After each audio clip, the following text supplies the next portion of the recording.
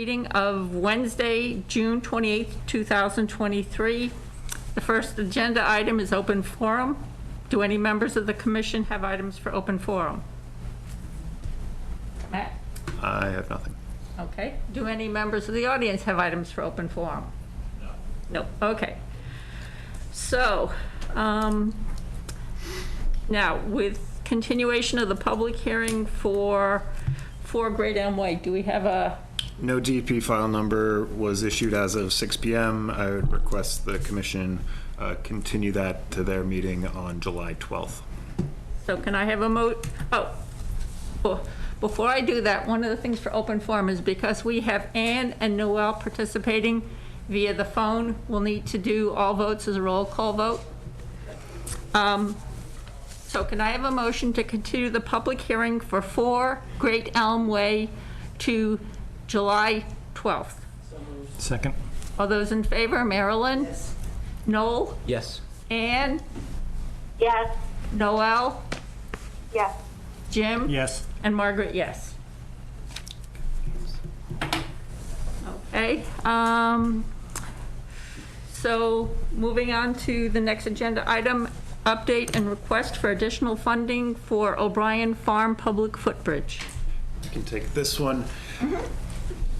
We received quotes for the construction of the footbridge at the O'Brien Farm Conservation Restriction. Unfortunately, the lowest responsible bidder came in over the funds with which had been budgeted.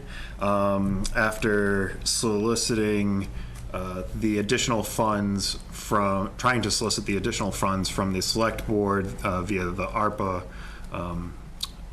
which they were not favorable of.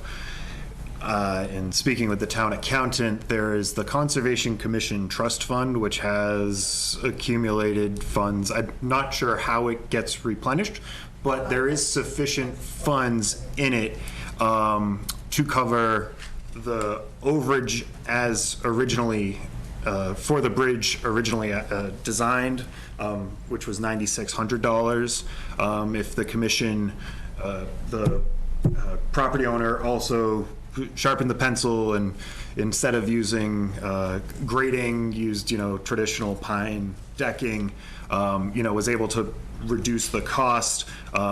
Wanted to see what the that still would have I think that total would have been $3,900. So if the commission is amenable to appropriating $9,600 for the original bridge as designed, with the molded fiberglass grading, they could appropriate that from the Conservation Commission Trust Fund. Well, with the potential modifications proposed, would that potentially shorten the time until the bridge needed repair work? Yes. Okay. So I had suggested that fund is replaced with the, when you put an application in CPC and we give you money for that fund. Oh, okay. That's where that comes from. The money is designed to accommodate just this kind of problem. You have a problem, you have a short-term window when it's not going to cost you more money. You have no way to have a town meeting. You have no way, you can't wait for all of the different things that you do if you put in another application. So it fits the bill, that money, and it's well spent. So we have a larger fund that's for the land acquisition, and then we have this other trust fund that's for. I think it's the same fund. It's not. It's not. No, this is a separate one from the community. Yeah, I didn't want to. Okay, so, it's but not. But Dan looked at it. Yep, Dan and the town accountant and finance director both looked at it, thought that was appropriate use of monies from that fund. Yeah. That's Okay. Did we get at least a couple of bids? Yeah, we went through the full procurement, because it. Asked at least 3. Yeah, I mean, we had to advertise it, and the lowest responsive, the lowest bid was, like I said, $9,600 over. There were other bids? Yes. Okay, thank you. Okay, I didn't know that's different money. Okay. So, can I have any other comments? No, I'm fine. Any comments or questions from the audience? Okay. Can I have a motion to authorize the expenditure of up to $9,600 from the fund that Matt, Conservation Commission Trust Fund. from the Conservation Commission Trust Fund, to cover the additional cost to build this footbridge as designed. So moved. Second. All those in favor, Marilyn? Yes. Noel? Yes. Ann? Yes. Noel? Yes. Jim? Yes. And Margaret, yes. Okay.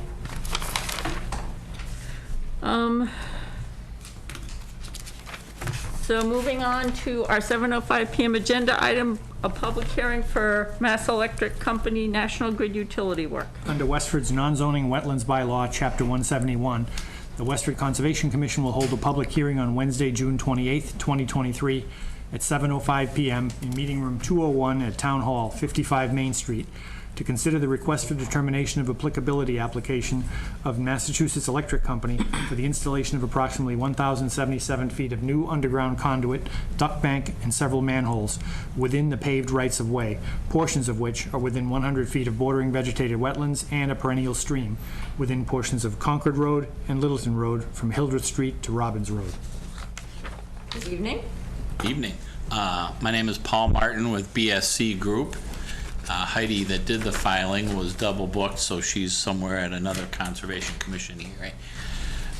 So this project involves installation of underground conduit through which electric cable will be placed entirely within public roadways and does not involve any direct disturbance of wetland resources, other than if you consider the riverfront area extending over the roadway and the 100-foot buffer zone extending over portions of the roadway.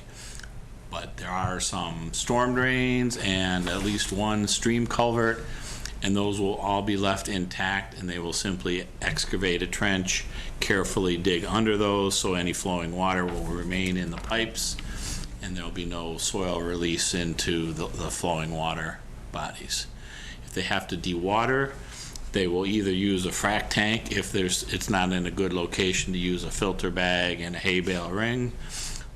Otherwise, they will use a filter bag and a hay bale ring in an area that will prevent sediment-laden water from entering a wetland resource area. And then once the conduit and the cable is pulled through, they'll repair the road. There are some manholes. And that's about the extent of the work. Jim? Does this project involve any activities on private land where you may have right-of-way whatsoever? Any activities at all? Because in the past, we've had problems with electrical work being done on right-of-ways and property damaged and things like that. So we just want to make sure that there's full coordination if there's any private property you'd be entering. The end user has already installed on their property to get to the public roadway. Okay. So yeah, All of your work, 100% of it is all in the public right-of-way? Right. No private land whatsoever? correct. Okay, thank you. Matt, did you? Just, this is an exempt activity under the Wetlands Protection Act. The local bylaw doesn't have the same language as the act in terms of installing new services. And so that's why they're filing. If I do have a condition, if the commission is considering a negative determination, that that erosion control shall be installed as necessary in accordance with attachment E of the submittal, the excerpt of MECO's environmental guidance document, access maintenance and construction best management practices, kind of as, you know, the representative has Right. discussed. Yeah, their EG 303 document, it's a big, the full document is like 130 pages of best management practices that covers just about every aspect of their work. And all their projects get done, all relevant projects get done using that as kind of their BMP Bible. And my only other question was just, when do you anticipate this occurring? I think it's, I don't know the exact dates, but I do understand that the end user obviously is interested in getting the electric supply as quickly as they can so that they can get up and operational. So I'm guessing it will probably happen within a month. Oh, okay. So quick turnaround. Great. Yeah, yeah. Are there any comments or questions from members of the audience on this application? No, okay. So can I have a motion to issue a conditional negative determination? I have a second? Second. Okay, all those in favor, Marilyn? Yes. Noel? Yes. Ann? Yes. Noel? Yes. Jim? Yes. And Margaret, yes. Okay. Can I have a motion to close the public hearing? So moved. All those in favor, Marilyn? Yes. Noel? Yes. Ann? Yes. Noel? Yes. Jim? Yes. And Margaret, yes. So you have a conditional negative determination, and, I'll be in touch. Okay. Yeah, yeah, I'm sure you'll be communicating with Heidi. okay, Thank you. thank you. Moving on to our 7:10 PM agenda item, we have a public hearing for Butler at 81 Nutting Road. Under Massachusetts General Law, Chapter 131, Section 40, the Wetlands Protection Act, and Westford's non-zoning wetlands bylaw, Chapter 171, the Westford Conservation Commission will hold a public hearing on Wednesday, June 28th, 2023, at 7:10 PM in Meeting Room 201 at Town Hall, 55 Main Street, to consider the notice of intent application of Robert Butler Jr.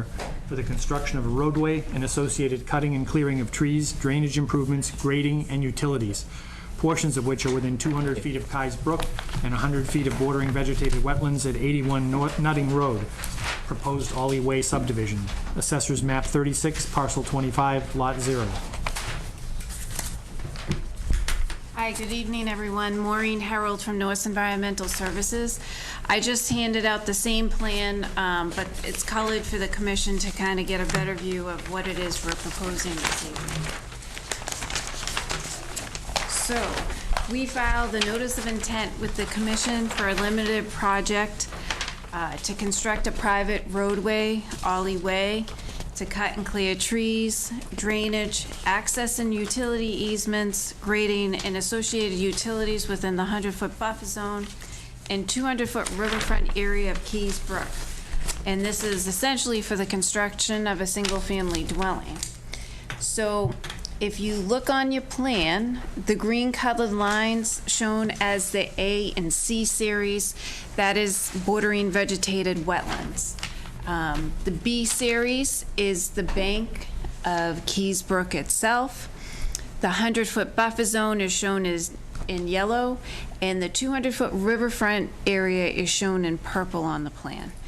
Also highlighted is the 50-foot limit of work and the 75-foot limit of building as well.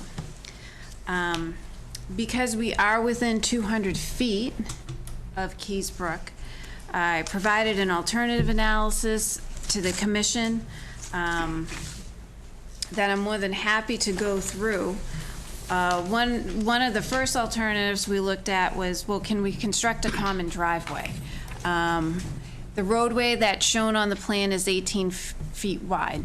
So if we could possibly construct a common driveway that's 12 feet wide, we would reduce the impact to the riverfront area. Unfortunately, this isn't a viable option because this lot needs frontage. So in order to gain the frontage, we have to put in a roadway. So on the plan, you see a cul-de-sac, okay? That cul-de-sac won't be constructed. What will be constructed is that in the middle, it's like a T-shaped area, okay? So in order to provide the frontage for this lot, we need to construct an 18-foot wide roadway. We are in the process filed with Planning Board. So the project is in front of Planning Board. We are requesting a number of waivers from Planning Board to also reduce the impact. Just real briefly, waivers include waiving sidewalks on both sides of the road. So we're requesting no sidewalks because it's essentially for one single family dwelling. Waive the requirement for a private street to have a 50-foot right-of-way, allow for a 40-foot, and waive the requirement for dead-end streets to have a circular turnaround or a cul-de-sac with a landscape center island. Second alternative is to reduce the 18-foot wide roadway. Unfortunately, it's unlikely the planning board would allow a further reduction. One of the third alternatives we looked at was to relocate the drainage outside the riverfront area. As you can see on the plan, the drainage is directed to the bottom of the slope or near where we're proposing the roadway entrance, off of Nutting Road. Unfortunately, the drainage needs to be sited in a position that's at the low spot on the property in order for it to function and work properly. And one of the fourth alternatives we looked at was, could we possibly reduce any clearing and grading for the drainage itself? As you can see on the plan, we are doing a good amount of grading, a good amount of clearing of trees. I spoke to the engineer about, can we possibly reduce it? And he told me that he made it as tight as possible. To mitigate for this grading and clearing, proposing the area to naturalize within the 200-foot riverfront area. We can also propose some native plantings on this as well. I mean, essentially, we want this area to come back natural if the commission does allow the project and approve it. So we can certainly plant and naturalize that area as well. And I can open it up with the commission with any questions or concerns. One of the questions that I had in looking at the steep grade, the cuts that you'll be doing, one of the concerns would be is in the vicinity of the cuts, are we starting to expose tree roots and create a condition where we now have trees that are over the short term at risk for falling over? Would some use of retaining walls possibly be an option to deal with the changes of grade without having to have such a steep slope? So that's an option I can certainly run by the engineer. I don't know the answer to that. I don't know if there's some sort of restriction or distant setback from a pond to a retaining wall or something of that nature. There may be, but I can certainly ask that question. Okay, yeah, because it just, when you start to see slopes like this, the big concern is slope stability, impact to trees at the top of the slope, things like that. Marilyn, no? No? Could you explain a little bit more why there's such a large area there that it's going to have to be regraded when the retention pond is already at the lowest point, right? And the only thing, I mean, the roadway is in that vicinity already, right?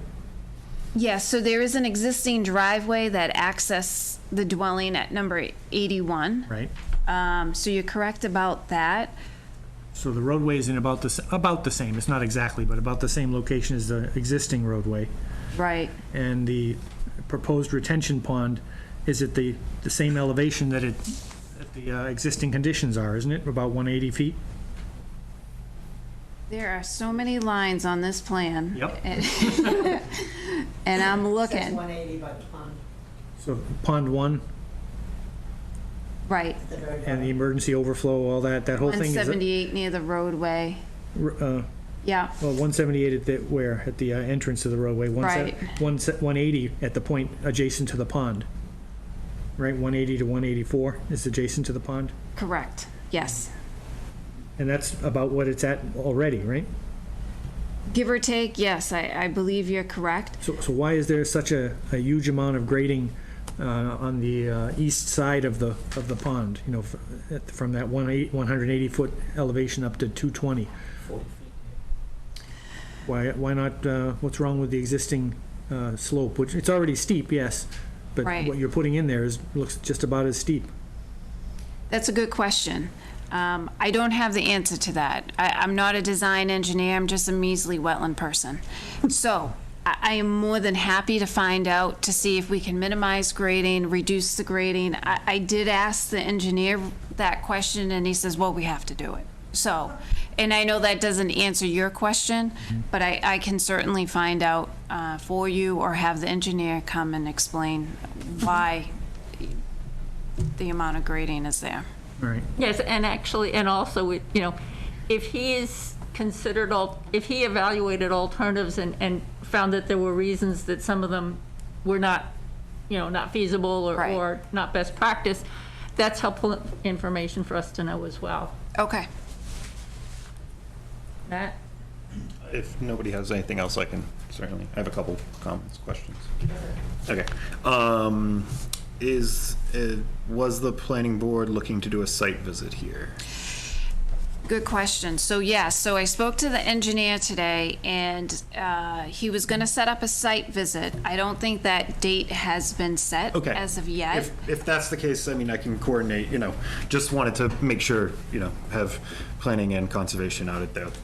Try to be somewhat efficient. Right, So- and I think that was also, it was going out for review, I think, for the drainage, or, I don't know if the town engineer reviews the drainage here. The town engineer did provide comments. He did, there was one related to potentially adding a overflow, or I forget the term now. Let me find Jeremy's engineer's comments. There were a couple of comments. He didn't get into specifics with me, but I know it needs to be addressed. Yeah, and stormwater. Number 3, the first 60 feet of the new roadway will drain directly into Nutting Road at a location where Nutting Road is super elevated away from the subdivision. It is requested that the applicant review the possibility discharging runoff toward the adjacent wetland C to avoid runoff from flowing across Nutting Road. And that's in this.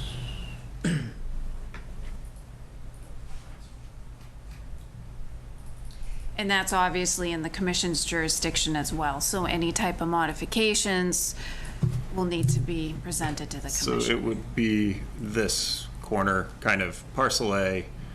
There's an existing irrigation well. This, I think, is the general location that they were referring to.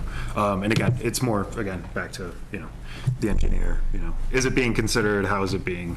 And I mean, most of the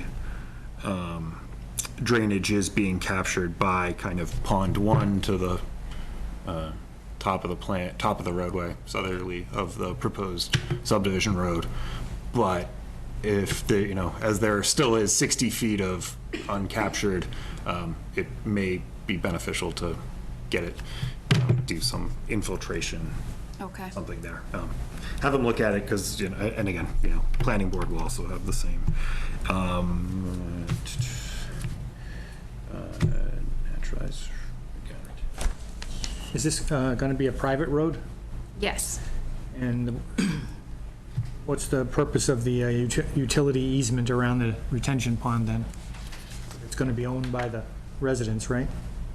It's not on the public right of way. I think no. So it would, the access and utility easement is for the homeowners association, you know, both. They need an to- easement for themselves right. to go on their own Well, property? because it's lot 2 and lot 1, you know. Lot 2, in theory, could be, you know, it's not just an, you know, sole entity, you know, maintaining it, is my understanding. I mean, I can verify that with the town planner, and, but that's my understanding. You know, as additionally, one of the plans does show parcel. There's a plan note somewhere talking about parcel A, Yeah. so to be conveyed to a homeowners association. Oh, okay. So, and I think that's what my understanding, that would also be the So that they have shared responsibility? shared responsibility for the maintenance. Yeah, shared responsibility, shared, yeah. And lastly, just looking at the erosion control plan, I wonder if it may be useful to put erosion controls on the, Limited clearing, well, not so much because that's on the uphill slide, but more so the opposite side of Nutting Road, within the right-of-way. Okay.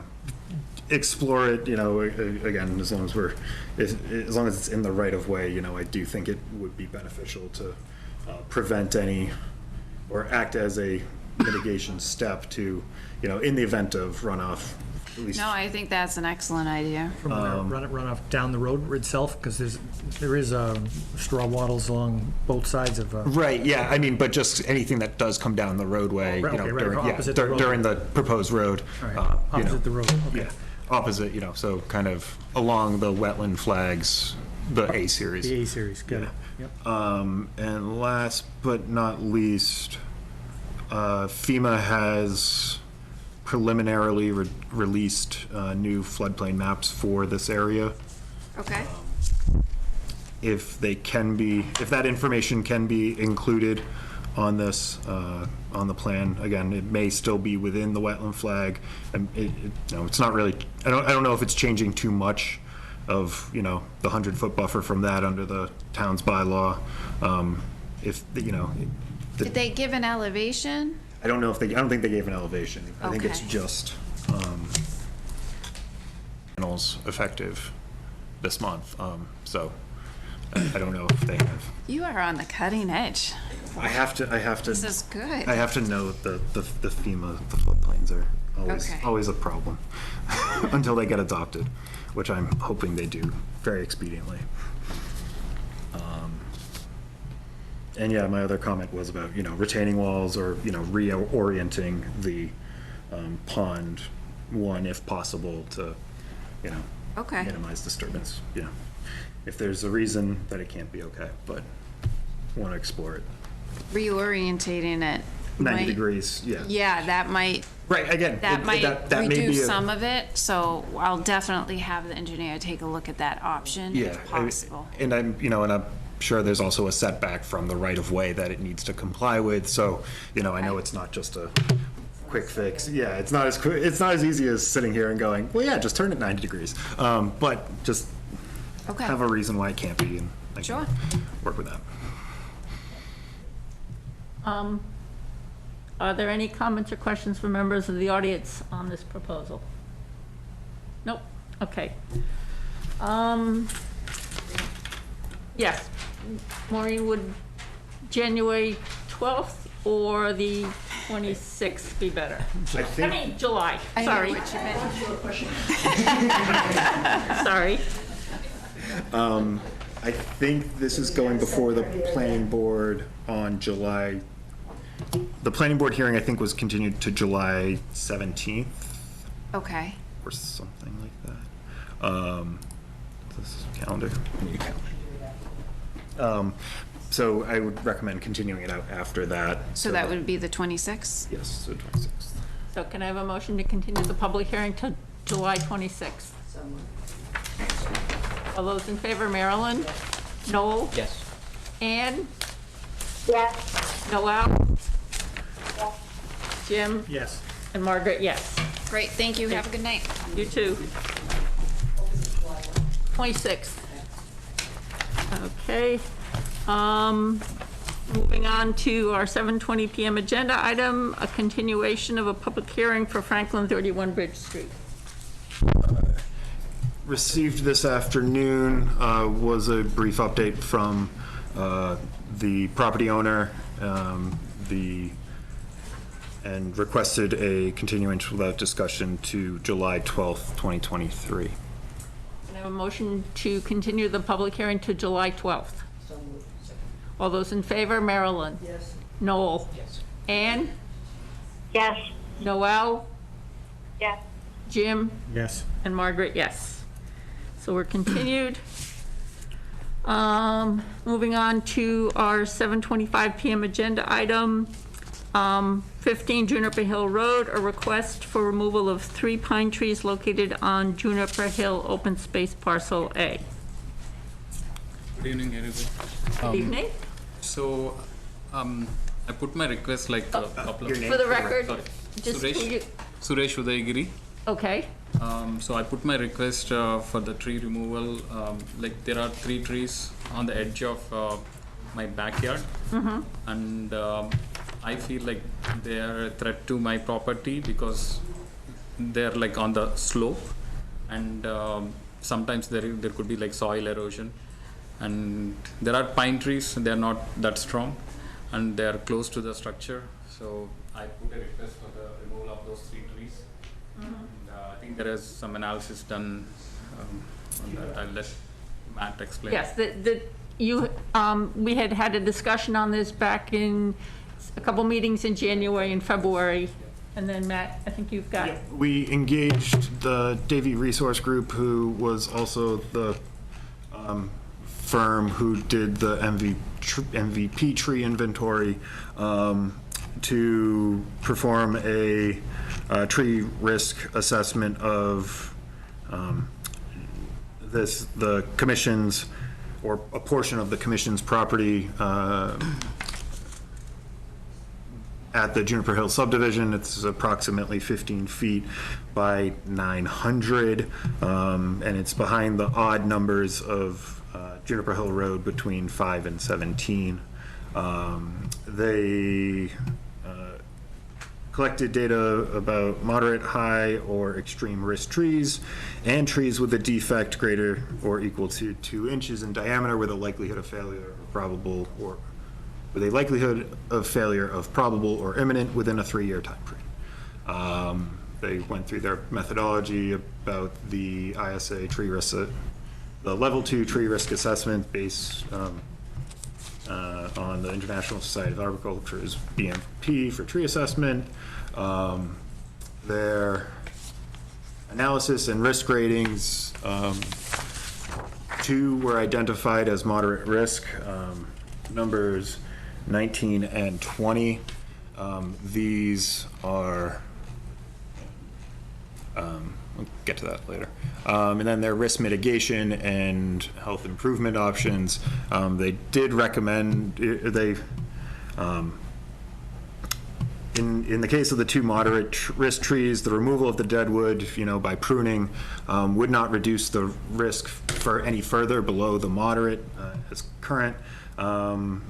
As their concern was identified is that for these trees is failure of the roots due to site grading and root pruning. The tree risk, and the third one is the third. So scrolling down to the workbook included in the commission's packet. The 3 trees behind 15 Juniper are numbers 18, 19, and 20. There is the map, so 18, 19, 20. This is 15 Juniper Hill Road. Like I said, 19 and 20 were identified as having an overall track risk rating of moderate.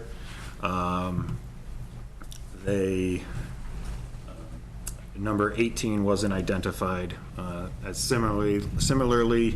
In terms of, they've recommended a, advanced risk assessment, but also where, the existing trees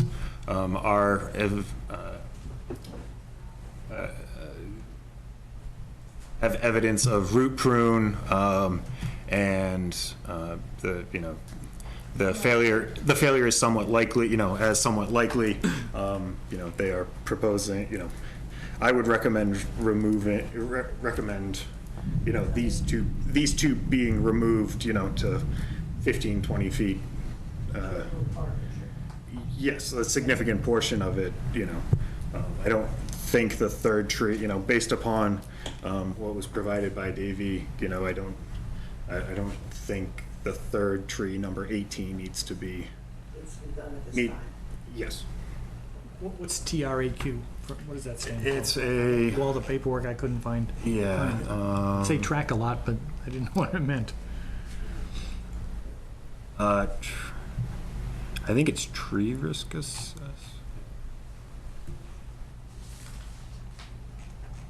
Tree risk assessment, something or other. I don't know. Yeah, Question There it is, qualification. Qualification. Tree risk assessment qualification. I think I saw it. Down a little on the bit, next Matt. page. Right there, the first paragraph. Tree risk assessment tree risk assessment qualification, TRAQ, could be. I don't have, The very first sentence in the. oh paper. yeah, holds it. I'll bet that's it. That would make sense. TRAQ. So for two of the trees, we're talking about cutting part of the tree. Yeah, basically taking out the tree, leaving a 10 to 15 foot length above ground to be, for two trees to be habitat. And the third tree not touching at this time. Correct. But it doesn't mean we can't revisit this, okay? In a year or something, if you see a change on the property. But at the present time, I would be satisfied with that. And my other concern is like it's not just the health of the tree, like we have to consider even the soil and where the tree is standing, right? So if it's something like, Did they find any trouble with The third tree? it?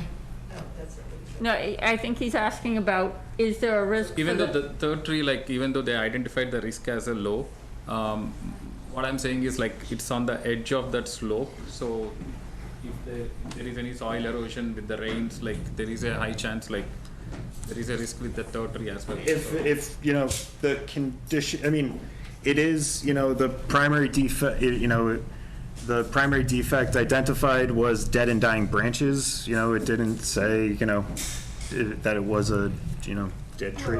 The condition was fair. If you see something noticeably different so than what, what you're seeing now. what this is showing is that the numbers 19 and 20, they were able to see significant damage to a portion of the root structure. They did not notice that with the third tree. Do they look at the soil and how it's sitting and all that? So their assessment included, oop, I went way too far.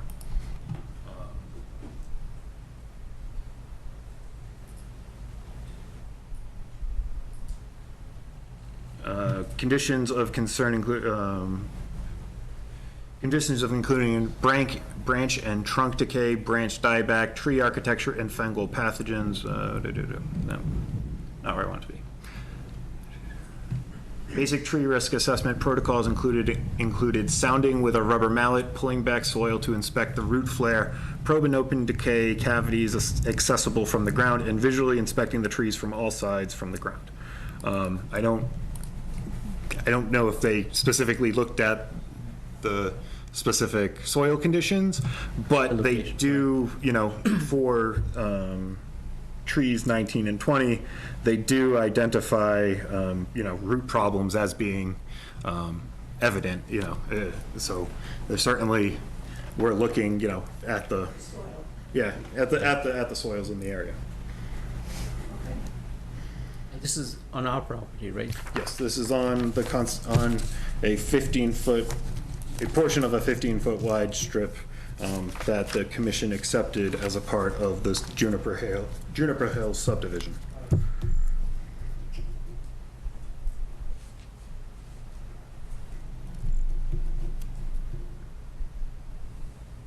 Okay, so the next step would be if the commission votes to approve well, no, if we vote to approve taking out or taking down these two trees, then it would be a matter of the town going through the procurement process. Yes, I think the Department of Public Works has a standing, Contract. yeah, open contract, a blanket purchase, Okay. something that, you know, we would be able to use, you know, a vendor previously approved by the town to, you know, I do think a crane would have to be utilized but all, you know, the company, any company, I'm sure would have, you know, sufficient insurance for, you know, that type of work to occur. Are there any comments or questions from members of the audience on this discussion topic? No. Okay. So can I have a motion to approve the removal of trees 19 and 20 in the, Mark, can you stop for a moment? Sorry. The Daily Group, Davy Group. the Davy Group tree assessment for Juniper Hill? Not to remove them, but Well, to, Stop 'em. to, What to take over. to, leave 10 to 15 feet. remove the tree, leaving a 10 to 15-foot stump for wildlife habitat. So they're going to remove it in such a way like it won't like even if it fails, like it won't there won't be any damage to the property. It shouldn't be. Correct. From what they're saying, we're taking, all this risk. Because part of it is you've removed, by removing as much of the top part of the tree as we are, there will no longer be the weight that a storm will have something to push over. And you can always contact us if you see something change. Yes. Okay, you don't have to wait, you can call the office. If you notice a change in circumstances, you can certainly reach out to Matt. Okay, well, actually, okay, so can I have a motion? I gave them, Okay, can I have a second? Second. All those in favor, Marilyn? yes. Noel? Yes. Ann? Yes. Noel? Yes. Jim? Yes. And Margaret, yes. Okay. So, so if, now, in terms of letting the homeowner know, I'll keep you apprised of the, what we can do and when things will be occurring. okay. Thanks everyone. Thank you very much. Okay. Moving on to our 7:30 PM agenda item, request for certificate of compliance for Casano 1 through 3 and Marique Way. You didn't because you didn't pay for the public hearing, you didn't go through the process. No, because you didn't go through the. I would object to that because I never got an audit. I think that it was under discussion that I was going to get. Can we, handle these scheduled hearings first and then we can discuss? No, I this? was on the schedule. I already served the notice to the other people. Right, but there wasn't a public, you didn't pay for a public notice. You didn't pay for the public notification in the Lowell Sun to Then be we run. have to have a discussion about this. Okay, we can have this discussion after the No, schedule. no, we're going to have it. I had, just to let everybody know. Please sit down, please sit down, please sit down. Hi, everybody. It would have been nice to be able to consider the application today that I actually put together. It took quite some time. I served the notice to the builders. I thought that at some point there's no problem paying $200 for putting a public notice on, I think it was Lowell Sun, right? Yes. There's no objection to putting an audit, paying the $200 and putting an audit for that proposed activity. I'm completely lost here. What are we talking about? What are we doing? I thought I was on So the this is the schedule for resident of today. 158 Groton Road. He provided a request for determination of applicability, And I followed all instructions. except that you did not, to that. you didn't want to pay for a legal notice. No, there was no objection about paying the $200 for the legal notice. I thought at some point the legal notice had some inaccurate information on it. And for example, there was we're discussing about the fence. It was discussed. I never provided information about the length of the fence, yet the draft notice had an incorrect length of the net. So I brought that immediately to Matt's attention. I also provided in writing that point. And I think at some point that just never happened. I'm not sure if that's actually required. What we want, in the legal notice, your name was listed and you wanted it to be revised to. I did pay the $30 for the fee for this application. I followed all instructions in very good faith. I served computers mailing. I provided the affidavit to that. These are not like cheap items. I mean, it takes quite a long time for somebody to do that. I believe I did everything in good faith. Again, I'm not on the schedule for today, totally unexpectedly. I came here in advance of what I thought was my scheduled time, 7:10 The p.m. legal notice was never run because it was never paid. Why wasn't I told that? I thought that's. You said you did not want the legal notice to be run with your name. And a legal notice Or needs to it's include inaccurate. the language of the date of the public hearing, the address of the scope of work, and the applicant with which you are. I'm sorry, but this is very shaming for, I think, this process. Why hasn't this been resolved by now? You explicitly said that you didn't want your name in the. Is that I have email records of the correspondence. May I read the last email I sent out to everybody?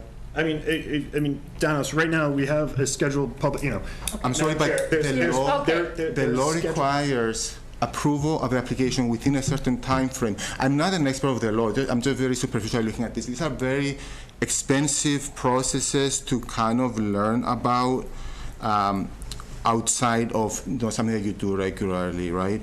I'm doing the very best of following the various procedures. I can read the last correspondence that was sent out.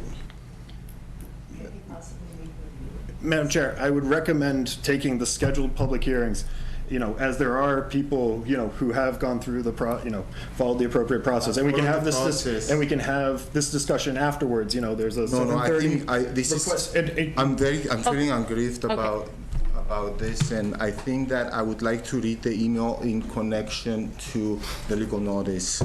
It will take me some time because that's not what I prepared to do. So, the legal notice is important because that gives the public the opportunity to be here and hear the discussion, like the other notices that we've talked about tonight. We would be happy to talk with you about this after we've dealt with the other items. I would like to just read the email because I made sure that whatever conversation we were having by phone, just to be on the safe side, I sent it as an email, like summarizing it to actually a few people with a few CCs. And I'm just very surprised that I'm here and this hasn't been. So while you look for that email, can we, handle the other business of the commission? We're happy to hear you, but these people are before you because they have been scheduled. I was scheduled at 7:10 p.m. I came at, I was here at 7. Do we have him on 7:10? But because the I law. wasn't, I served a notice that said 7:10 p.m. to other people, and that was on my calendar, my personal calendar as well, to be here at 7:10 p.m. Now it's 7:50 p.m. But The law requires action on this. But because the ad was never paid for, that slot then became available. The ad was not prepared by me. I never reviewed the draft of the ad, but the ad included inaccurate information. And I made a request as well to just not put my name on it and just say the property owner of this address. Now, I never heard anything else and reply, anything else saying, okay, but the ad ought to be reviewed. I thought that we were in understanding that at least there was actual information that was wrong in the ad. Right, I understand that, but when again, Dennis, I'm more than welcome to have this discussion in this meeting. There are scheduled items, this 7:30 agenda item didn't just disappear because we're now at 7:50.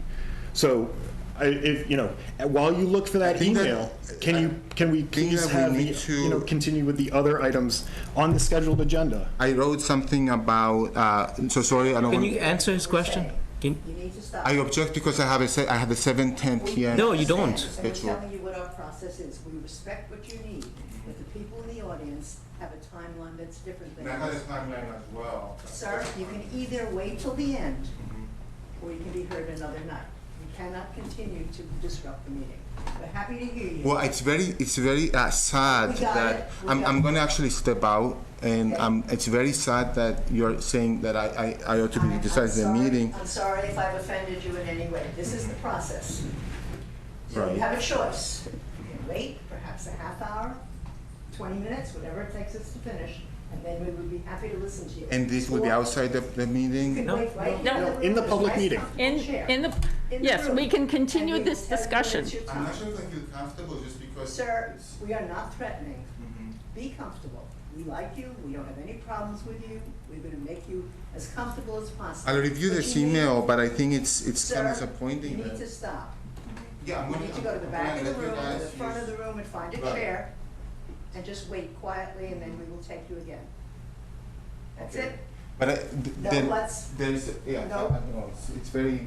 I got it, just You're among friends. This is not an antagonistic group. We will hear you. Yeah, But you wait- you wait your turn. You're done? the meeting to the other people as well. We heard you. You're done. Thank you. Where are we now? Jim? Okay, we can't have a public hearing here because we do not have a public notice for it. nor- Okay. Right, hang on, I'm speaking, I've been recognized, so please just let, so I don't think we should have a public hearing on this. We can finish our regularly scheduled items, and then we can consider a period for an additional open forum, and we can hear what the gentleman has to say. That'll be fine. Or we can talk Not about making it- what needs to happen so his request for public hearing can get back on track. Okay? That's part of the hearing. Yeah. It's not an agenda item as in a discussion or an action item. No, but it's, All this is an open forum where we can hear what he right, has to but it's say. helping with glitches in the We're process. just looking to go forward, Yeah, okay, but you're correct. We will do that. okay. Where are we now? So we're at the 7:30 PM agenda item, which is a request for certificate of compliance.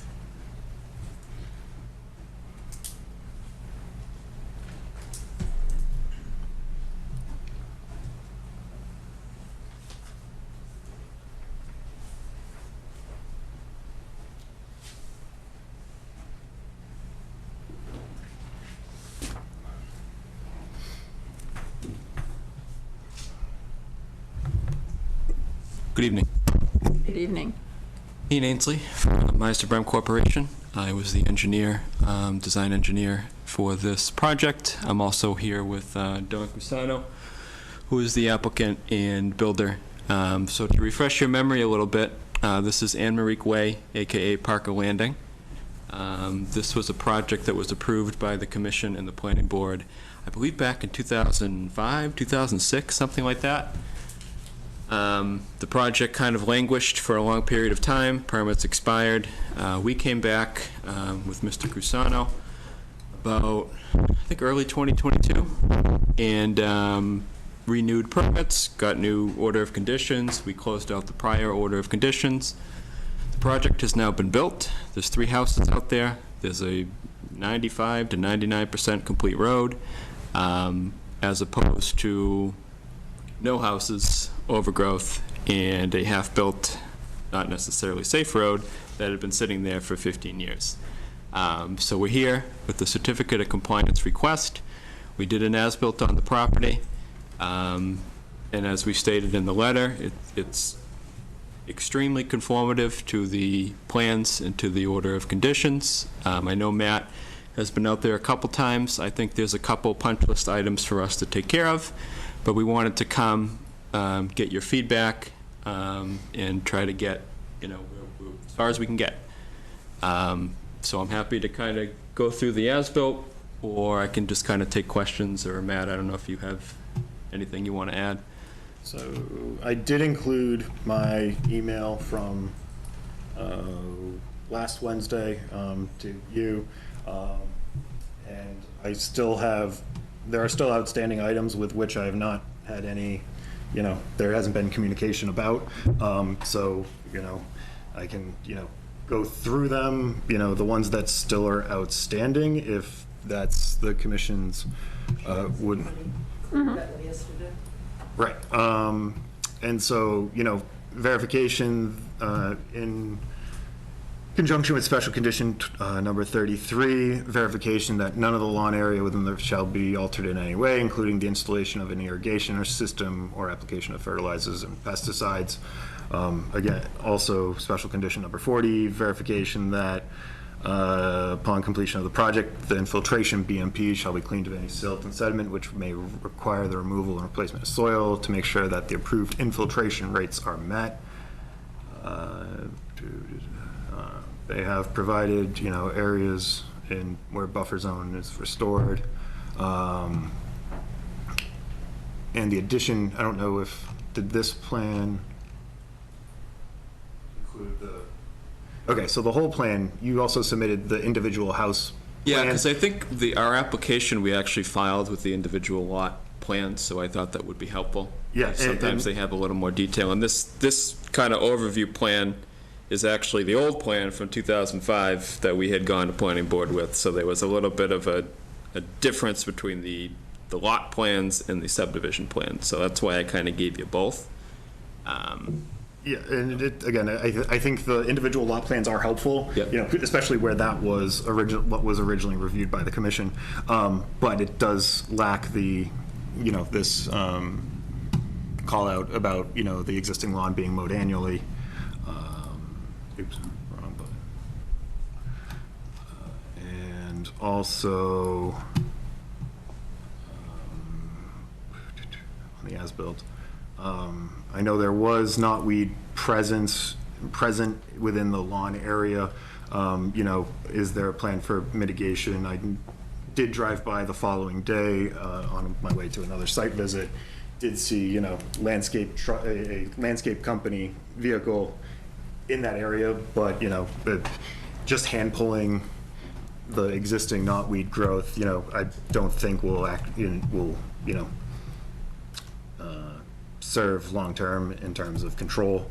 And then also the draft deed with the required language, and also the language required by Natural Heritage as specified in special condition number 55. I haven't seen the draft deed, and I also don't know if it has been provided to Natural Heritage. I don't believe it's been provided to Natural Heritage because I don't think we've had correspondence with them since this was permitted. I think Don and I are in agreement that we're happy to provide all of this information. I don't think it's something that we're trying to avoid or anything like that. Just haven't been able to put it together and get it in a concise response yet. But I'm hoping that we will do so. I know that we're surveying, one of the items that came up was retaining walls on the property. They weren't on the as-built, so we're going to survey that. And I think as well as fences as well. The covered porch. The deck and the covered porch behind lot 2. Yeah, so we'll get that on there. I believe the deck, you know, that type of stuff, the wall, that was all shown on the permit plan. So we just need to survey it so you have the compare and contrast. So have we received the as-built for the individual lots? Because I know in the packet, it was just this one super plan. Yes, I think we did receive the individual lot as-built plans, and that's what I went out in the field with. But there is, you know, it wasn't the as-built for this plan is also on the as-built plans. So the lack of, you know, the covered porch and, you know, the retaining wall. There was a retaining wall. Now there's, I think, 2. Yeah, I think that there's a staircase. Right, Yeah. exactly. So it's just, you know, no judgment on good or bad. It's just a deviation. Yeah, it needs to be shown. Yeah. And one of the things that I personally look for when I look at an as-built plan is I want to see the buffer zones delineated, and I also want to see the closest point of each permanent structure to the wetlands to make sure that our setbacks are met. So, because the as-built becomes baseline for anything future. Further, yeah. That homeowners are wanting to do, I want to make sure that we have something that's really clear. It's got things marked. You know, we have all the things that were part of the approval for this project, and that's part of being able to say, that's one of the things to getting us to a certificate of compliance, is that we've got that final picture. Yep. That we expect to see. We're happy to provide it, certainly. Okay. And I do just want to say, just for clarity, where this is the subdivision plan, the overall plan, we don't necessarily always show the fine details of each lot when we do a whole subdivision. So you might be looking at that plan saying, it kind of looks different. If you actually pull out the individual lot plans, the houses are, I would say, identical to what was on the plans as far as the structure, you know, the shape, the location. So you'll see it, I think, better than you would on this kind of overall. And that's what I would look to see, because I would want to see the buffer zone, you know, the buffer zone edge delineations, things like that, because that's the plan that a future homeowner is going to come to us with if there's anything they want to do. And so I want to make sure that we've got a complete and accurate plan as we, you know, prepare for that transition. We're close. So, He's got a list of Matt's items that needed to be updated, and that's going to take some time, right? What is your next meeting? Is it 2 July weeks? 12th. Okay, and I certainly think we would have it by then, okay. not just the day of the meeting. Scheduling, if it doesn't work, you can call. Yeah. I will say that we were, at least Don was at the planning board a couple weeks ago to get their sign off as well. And I believe he had 2 closings that he was trying to facilitate. What they wound up doing was they released 2 of the lots and held the final lot back until everything was resolved, the punch list items, et cetera. So we wanted to ask the commission if you would be amenable to something similar along the lines of a partial order for those 2 lots.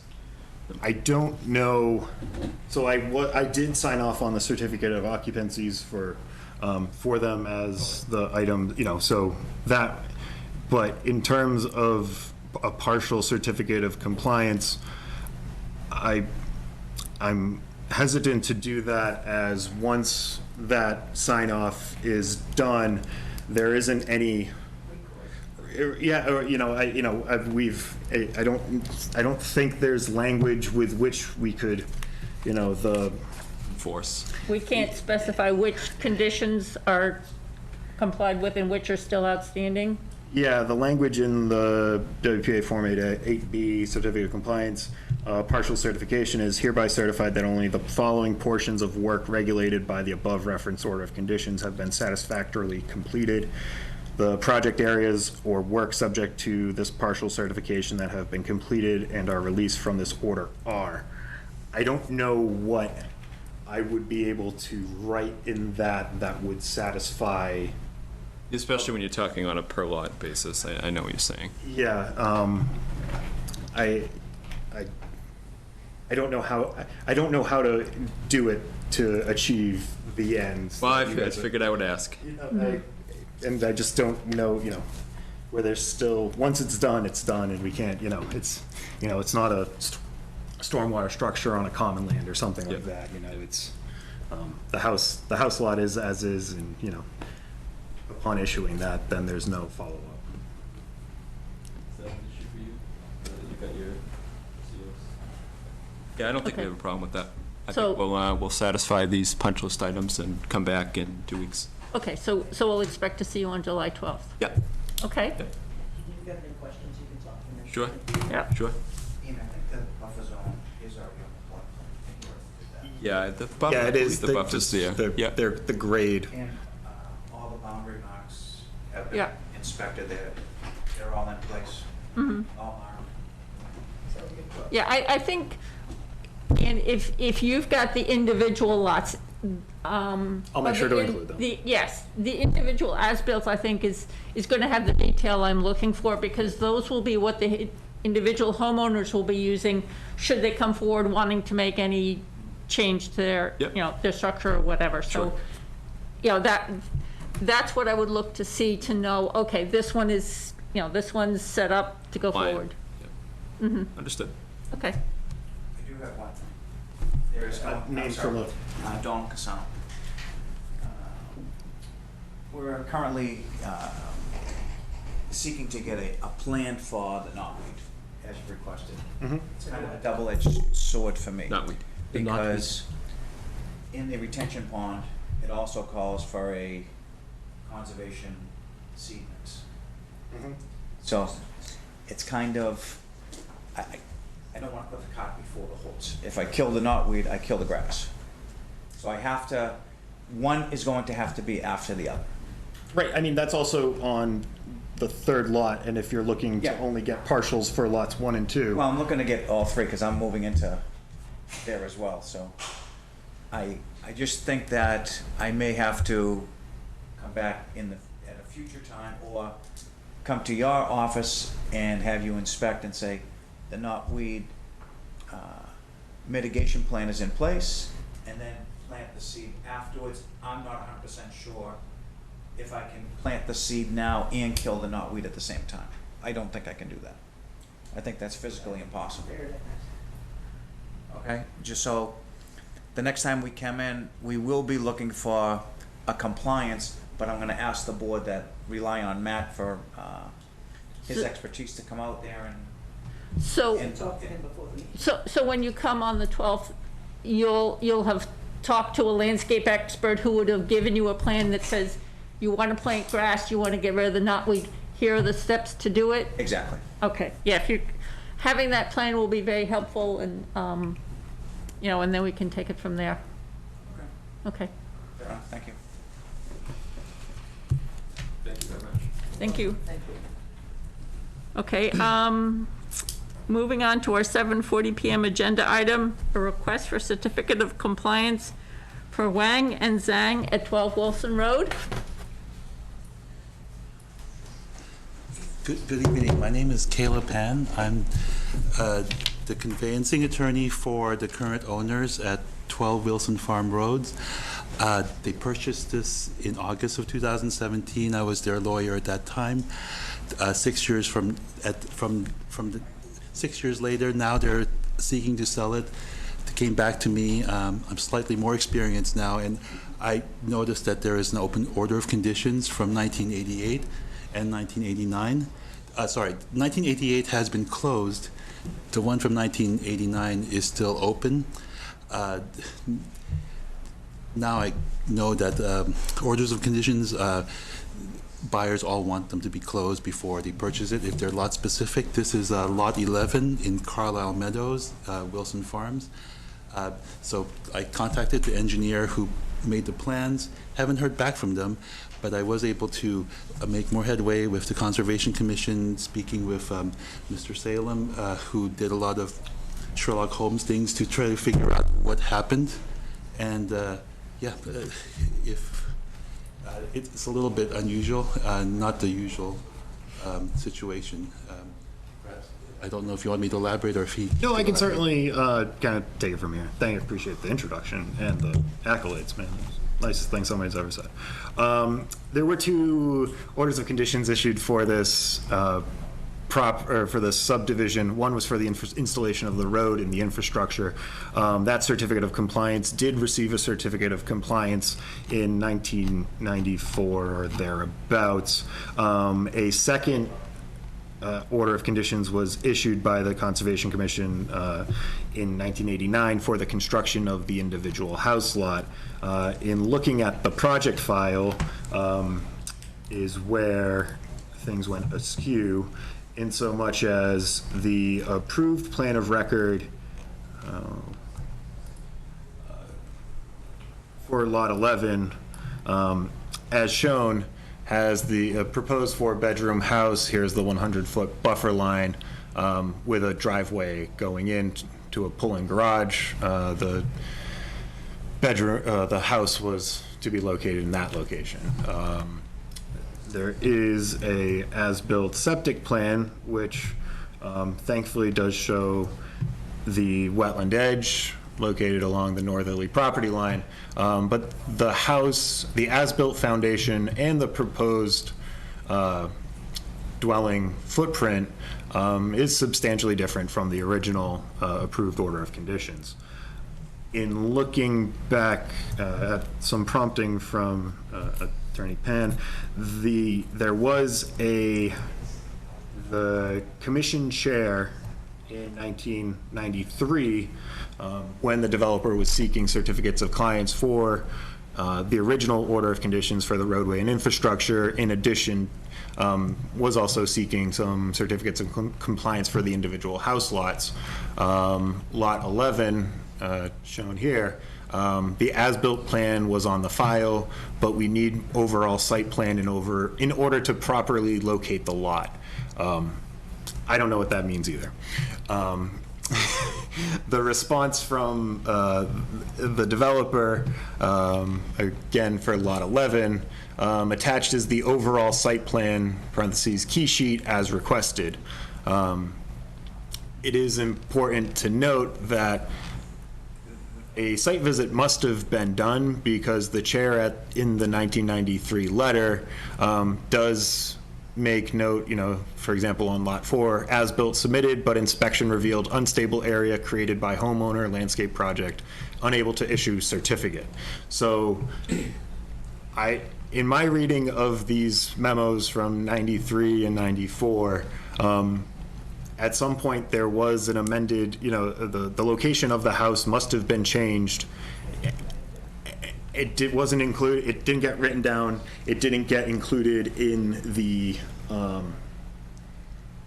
and, you know, the as-built plan, you know, it wasn't brought up in 1993 by the commission, you know, as they were requesting the certificates of compliance for, and, you know, in terms of the letter from the developer, I look forward to your review of the information provided and the following issuance of the certificates of compliance for lots 11 included. I wonder if it was just a, you know, administrative error that this wasn't issued.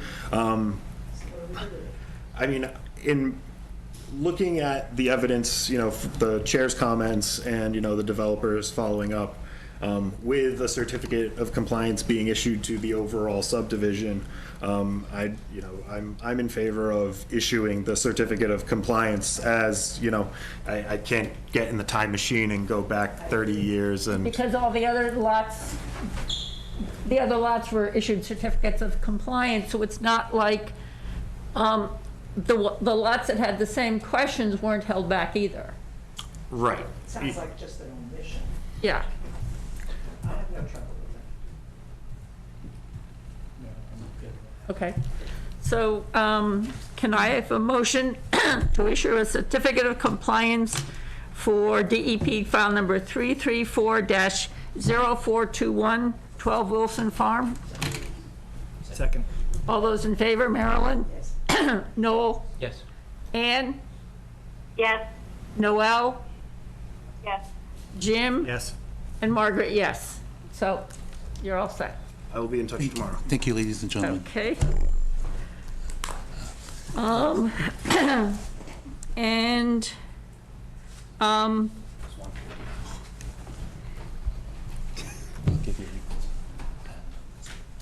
okay, so, Matt, with the discussion items, any suggestions which order we take them in?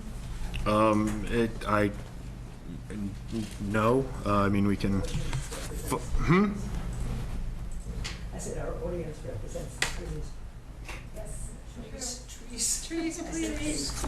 Okay. Maybe we had, Okay, so if we, we start with the discussion of the tree assessment at Stony Brook Conservation Area and Grassy Pond. Okay. Is that an optional, you guys are inquiring about getting into an optional list to discuss the projects, I understand. Is it possible to discuss my query, because I was after talking that, But as those much are as this is painful, hang in a few more minutes. a few more minutes? Yes, Okay. Okay. Trust me. Okay, I feel like I'm back in Mexico. okay. Just to know the process of Yeah. with optional or. Okay, discussion items. I thought maybe ladies can go first or. Marilyn. Thank you. So, It's coming. it's, yeah. So, as some background information, you were here for the discussion of the trees that the homeowner at 15 Juniper Hill, he had a concern because of the location and the proximity to his house. And so we felt that the appropriate thing to do was to contract with somebody to do an assessment of the trees. We've also looked at the MVP tree survey that the town had done on various streets in town a few years ago, and we really felt that that would be helpful to have for Conservation Commission properties, especially the ones that were heavily used by the public. So when we contracted with Davy Tree Group, who did the tree survey, we had them come to look at the Juniper Hill, but we also asked them to do a similar assessment at the Stony Brook Conservation property and at Grassy Pond, focused on those portions of the parcel where the trails are, where the camp facilities are, so the places that are heavily used by the public, to have an understanding of the condition of the trees, the risk it may pose to structures, humans, the ability to access those parcels. And so we've just received the tree survey back, and now we have our baseline information for talking about, are there things that we feel it's our responsibility to do, like taking down the trees that the homeowner was concerned about. Here we're now looking at in the vicinity of the Stony Brook camps? Are there trees we should deal with so that there's no risk to the structure? Are there trees we should deal with so there's no risk to public access on that roadway? Now we're at the point of starting those conversations of what is it that we should be doing as stewards of the property and making sure it stays safe and accessible for the public. Just because we have a report doesn't mean we do every single thing in the report. Yeah. It's information for us to consider. It's scientific information we hear. Yeah. And then we make a decision as to. Okay. Jim? Yeah, we received a letter from a member of the public that indicates that we have a proposal before us to cut 100 or 200 trees plus. We don't. There's no such proposal to cut 200 trees. We haven't talked about cutting any trees yet in this plan. So I'm not sure where that information came from, but there's obviously Yes, some inaccuracies. and this being an arborist, yes, he's going to make a recommendation. And that's information for us to take into account and to consider. But we like to make up our own minds of. Yeah, and we are really cognizant of the value of trees. We haven't proposed to cut any. So they could come in with 1,000 or 2. We'll make a final decision, But also, sometimes you have to prune, sometimes you have to do things so that you have the health of the area that you want to Well, and- so it's a balance. And for example. Trust me, we're trustworthy. And for example, one of the things that we're going through right now is we are having a very hard time. There was a bench that Nancy Ebriel had placed along one of the trails.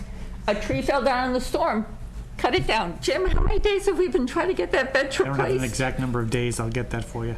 But it's been like, it's been almost, 8-9 months or so. This That's gives, a separate issue. yeah, but that gives you an idea of, these are the things that we're cognizant of when we talk about, are there things that we need to do proactively so that we're avoiding these kinds of, these impacts?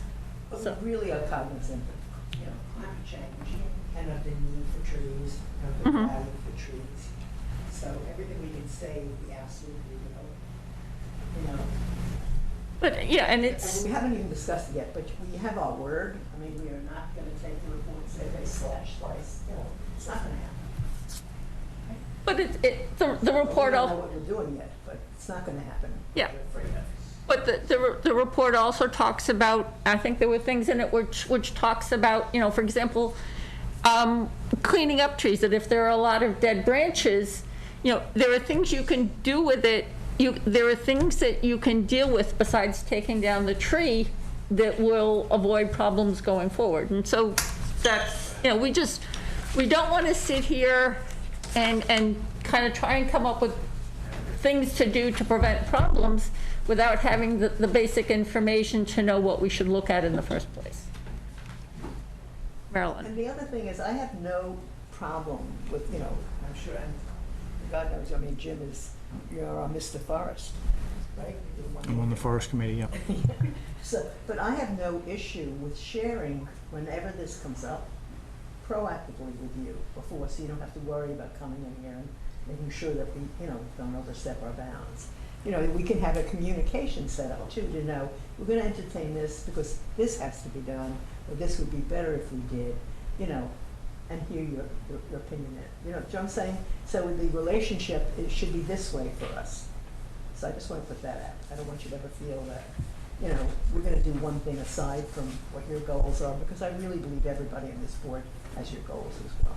And I think, Marilyn, to your point, though, is you see something like this, you have concerns, you have questions, so what's really going to be discussed? A phone call to Matt Salem with a question. You can email him, you can email me. My email is on the Conservation Commission's You can call me at home. page at the website. It's just, is in terms of, we can't, this should all be discussed in a public meeting. But if you have questions about, what's this going to be about, you can certainly reach out, ask your questions, send a letter like Marilyn did, in terms of letting us know your thoughts. But, if you want to reach out to us, that's what we're here for. why we're here. Yeah, but it just, I guess I'm looking, this is gonna Yeah. happen over and over again, okay? I mean, everything is, look at our crazy weather. This is no accident in what we're experiencing now. So we're all becoming more educated. I'm 88. I haven't seen stuff like this for years. I'd see it with snow. I wouldn't see it necessarily with rains like this. So the world is definitely changing. But we want to do it in partnership. So I want to put that out there so you hear that. So only one of you has to come, or you make a phone call, you know what I mean? We'll listen. And then if you think that it's going to be, like you don't agree and you really want to be heard in public or something like that, then you're here, you know what I mean? But I don't want you to worry, because that's not where we're coming from. although it can be good to come to a public meeting, because that way you hear what other people's questions are, you hear the answers to those questions. I just want to take away anything. But yeah, it just, sure, tell us who you are.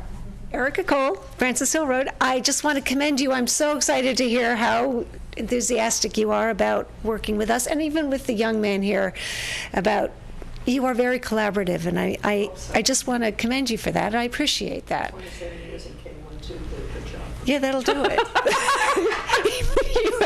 you have my respect, ma'am. So I do appreciate it, and I very much, as you know, we're all here for the trees. We are very concerned, and you have a report that had concerning things in it, and so, yeah. At least And as long as I'm sitting on this board, and they're the same as I am.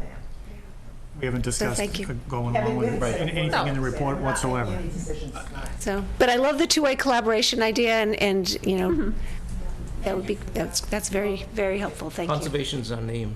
I did notice that. If you hadn't brought it up, I would have. So, thank you. If you want to come up to the microphone, tell us who you are.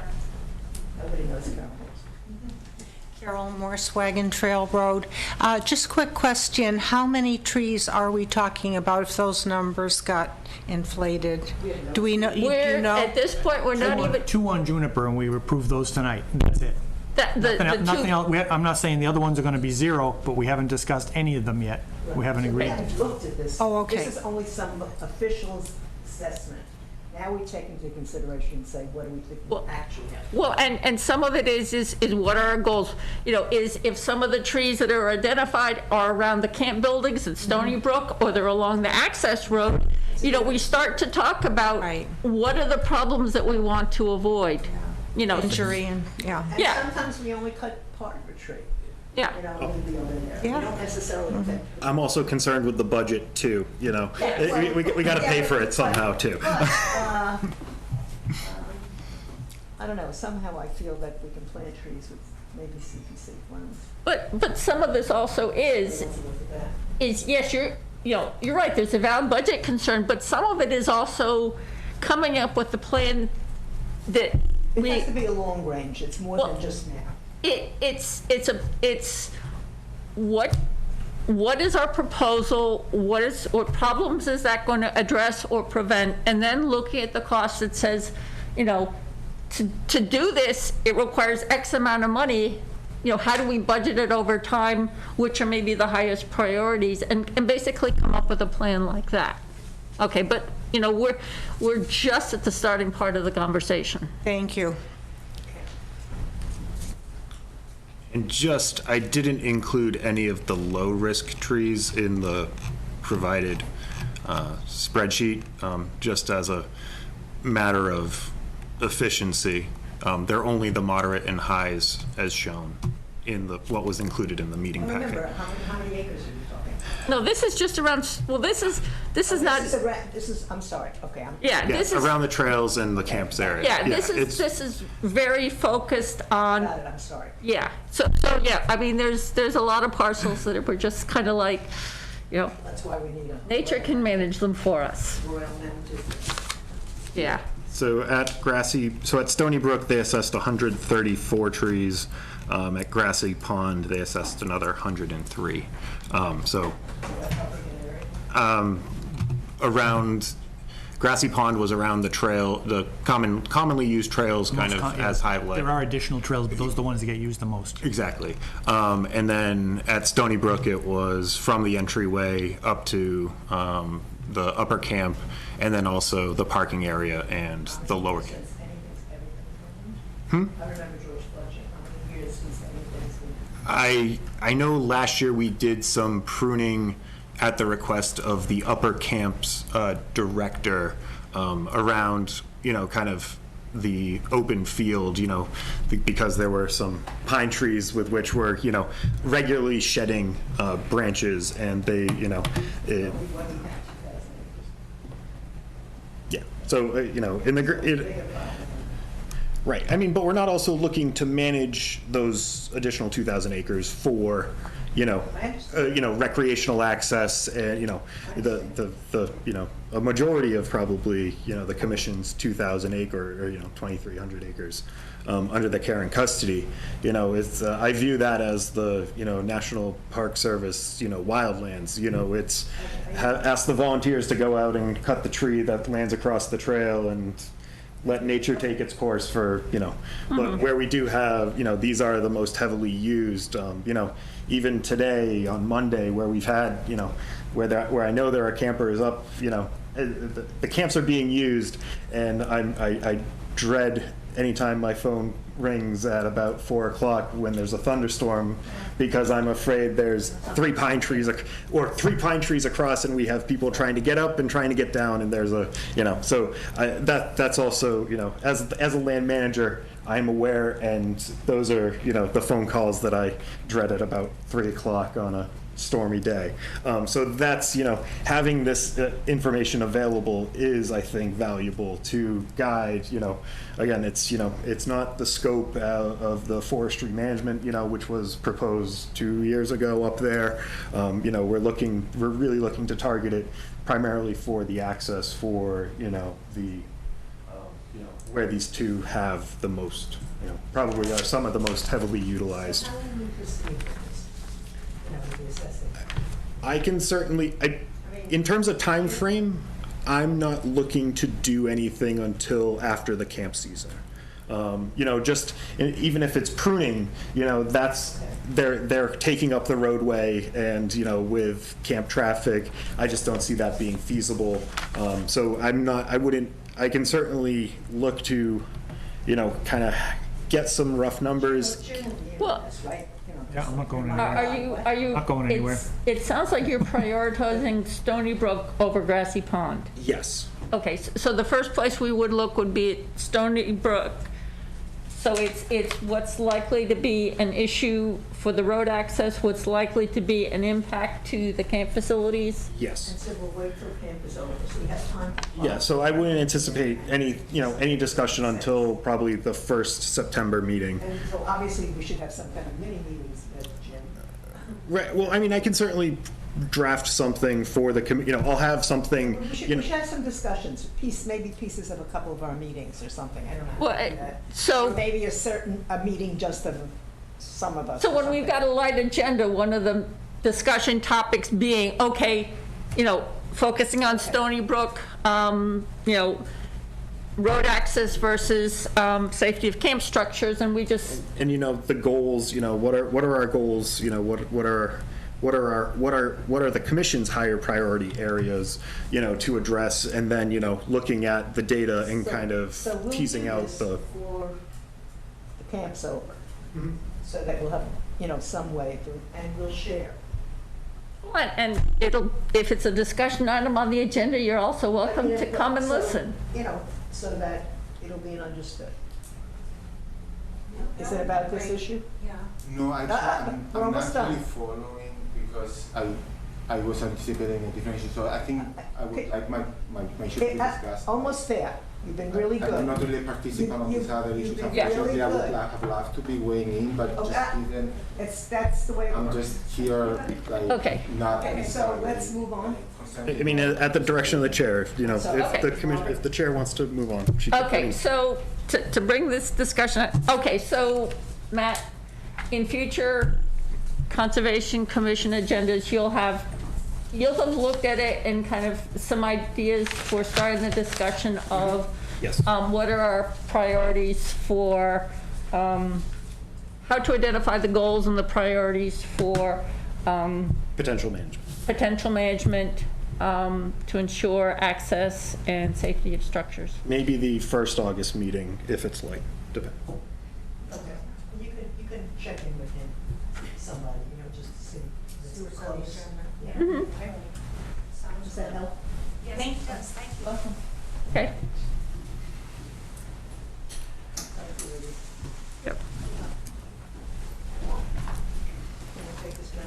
Yes, so, okay, Cheers. so, if you want to come up, No, I think just to say, I was left at the very end, everybody said, wait, I don't think we need this formality. It's very unnecessary. No, for the minutes I'm very taker, you sorry. need to I was say, already left you at need the- to, I'm you need to very say. sorry. I was you need- already left at the very end. So there's no point right now. I submitted an application, it took a lot of time to sort of put this together my first time. I did 46 mailings because all that was a association, so I was instructed the best thing to do was to mail every single person. I did that. I also provided the certificate of mailing, and everything took a huge amount of time. I also did provide willingness that we can put an ad on Low Sun or whatever. Now there were two issues that came up with the draft of the ad. One issue was, I think there's some information back early in the ad. I think it mentioned the length of the, we're talking about a fence, a very relatively private matter. But anyway, so the length of the fence was put in as something over 200 something. Just going over my notes that just seemed factually inaccurate. So the ad will have to be revised to begin with. Yeah, we cannot just have something that's factually wrong going out there. I'm very confused. Okay. Where do we go from here? Jim? Go ahead. Jim? I'm sorry, I'm Okay. so sorry. Okay. I have no idea what we're talking about or why we're talking about it. I'll submitted be an glad to application. I'll be glad to listen, but I have no idea what you're talking about when An you. application. I don't know too much about the house, to be honest. We're interested in putting a fence at our house. Fence, okay. A fence. I actually, I wanted to avoid getting caught in these processes just because I don't have experience. You wanted to avoid what? I'm sorry, I Talk didn't. slower. I wanted to avoid getting caught in some kind of a process that I don't fully understand, just to avoid a mistake happening. When I was contacting defense contractors, I was trying to get people who could do a permit applications themselves. Most people are Because not. you have trouble doing the permit, is that? Most people are not doing the applications themselves. Do you need help in how to do a permit? Is that? No, what I'm saying is that I couldn't find contractors Who would do that? who would do the permit application. So I thought there's no other way. We have to put the applications ourselves, and then I think the easiest thing is to just get a contractor who can do their job and have the permit first. So I would like to say, I'm not necessarily comfortable about the situation coming to this point, but I did do the application. I thought everything was kind of going okay. I thought you said to kind of measure some distance coming to the meeting. So what was missing? So, at the time, an application was submitted for a request for determination of applicability under the bylaw for the installation of a fence within 100 feet of a jurisdictional wetland resource. The application was submitted.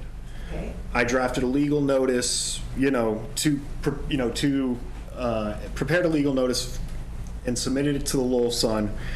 There were I tried to approximate, and measure the proposed length of fence, to have some quantity in the legal notice and also, at the time of, a determination so that, it's not, there is a. It's not loosey-goosey. Right, there's a finite approximation of what was to be installed. The application was the legal notice was submitted to the Lowell Sun. The Lowell Sun reached out, provided the contact information, provided the contact information for the person paying the legal ad. Yes. At the time of submission, the applicant was concerned about his name appearing as the applicant, in the legal notice. You were afraid of that? As I mentioned, I had two observations based on the legal notice PDF that was sent to me that was pre-publication. One was the factual matter as to the length of the fence. That just seemed off by a considerable amount. talked? I did, yeah, we talked about So did you straighten that out? I thought that this was, there were actually 3 questions that I had.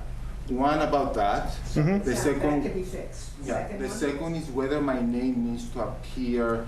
Why does that frighten you? What does it frighten? Because it doesn't need to be. This is a relatively private matter, and I actually suggested it can be put in by application by property owner. What is allowed, they may or may not do it that way, so what is that? My understanding of a legal notice needs to have, the necessary information for a legal notice is the date and time of the public hearing, the address, and, the name of the applicant, Does not hurt you in any way. What address are we talking about? Something Groton Road was? On the other side, though, if you say by 158 property owner, 158, okay. an interested party having a legitimate reason to know who is the applicant can very easily find who the property owner is by inquiring with the town. Like, there is no. Except we don't make the rules about what a legal notice must have. But where are the rules? Because I think that was the third question too. Where does it come from? Does it come from the state, I or does it think- come from the paper? It's from the state in,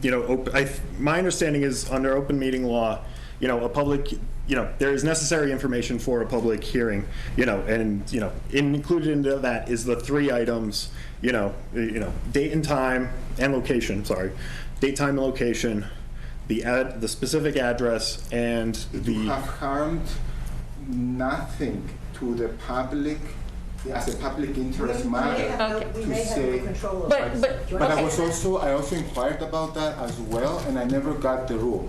I did glance at the matter at stake, which is the bylaw, and I never seen. And I actually have glanced it. I'm not a lawyer. I actually did not thoroughly read it, but I did not see that a public notice is required. I saw something about abusers being notified, and that has happened. But, Abutters, yeah. okay, so you looked at the bylaw thinking that's where the requirements for the. No, I glanced and I also Okay. discussed that these are really necessary, and I don't think we ever had a follow-up. may have I sent a our number of emails Okay, so about Matt, this matter. I never got a. I never Okay, got So a if, reply. I mean, thought if, it was going to be resolved. excuse me. So moving forward, we have an application, it wasn't, notified in terms of the, a legal notice wasn't run. So we can't do anything for. Right, so we can't do anything, we can't just, Where is the regulation that says what has to be done so we can follow Can we get that? it from the newspaper? The well, requirements? is it, so I think what we need clarity on, is it state regulation that determines what goes in the legal ad? In my understanding, yes, but I can certainly clarify. Yeah, so if you I clarify, do not, I don't know, my impression is that it may, there's a chance, I'm not an expert, there's a chance that for this type of a matter of that scope, first, it may not be needed, and second, if you said by property owner, I think it will first protect, there is a question about protecting the person's privacy. We're not Are you talking one of the about- property owners for 158 Groton Road? Excuse me, sorry? Are you one of the property owners? Yes, Okay. and the applicant as Are you well. registered to vote? Because I'm curious, because when I registered to vote, That would have nothing to do with it, no, right? no, but if somebody wants to find out who lives at my house, that's. I don't, I think, again, I think the, A person with a legitimate interest can figure out who the property owner is, but just putting the person's name on an ad and then having an internet search engine just pick up whatever, that's just way too much of an intrusion of privacy. I think believe. you need to find out, just to end this, where the rule comes from, and we have no control. I would like to see that rule. We have The no. law that- I mean, we're not gonna find that, Share we're not it. gonna find that Let now. me finish. Okay. We'll be happy to share it, but we have no control over what the newspaper requires. that the law or says. what this, So when we know where it comes from, we present that to you. You have a choice. Don't do it, don't put up the fence. And the second, even the third question too, I could even put my own ad as well. I can put it anywhere else. Is that But even a possibility? It doesn't I would- count. It doesn't. It needs to be, Has not it needs to be a newspaper of general circulation of the municipality. And I don't think that any, Westford like, and- how many people in Westford or any retail law stand for the legal ads? That's not, there's a regulation, it has to. It does matter, because it's a matter of concept. the law is not just taken in an absolute sense. You're looking at the impact of the law. You're looking at the substantive matters of the law. You're not just looking at the law. And that's what as the law written. means, right? You're looking at the Yeah, but location. show me the law that requires it so I can understand it. So, and that's what. And I will look All right, at that, I will let's get. do that. Let's do that. I would like to have that. I wish I had that weeks ago when the inquiry was. So should have asked for that. Let's go forward. Okay, Okay, let's go forward. The second matter is that I think that there is a law requirement that if the committee does consider this application with this time frame from application, I think I sent this in at the beginning of June. Yeah, but the So- application is not complete, so how could we consider? well, but some of it, It hasn't been noticed, But- it hasn't been noticed in accordance with the regulations, so it's not Where is the a. regulation? Well, so Matt is going to get the But regulations. do you guys know the regulation first of all? Nobody. This is what, listen, this is what we have done for years. This is our belief. We are going to double check it. We will share that And with I'm you. the harm party out of the process of being here, and I'm quite Listen. harmed because instead of having like a If we didn't two-sentence. care, we would not have told you to wait. I think you guys are required to have this discussion. But we're only required if all of the public notification actions have happened. Because the ad was not placed in the newspaper, it hasn't met the legal requirements that we you could have can sent me discuss it. a reply 3 weeks ago say, the way that it looks like this is going to be rejected.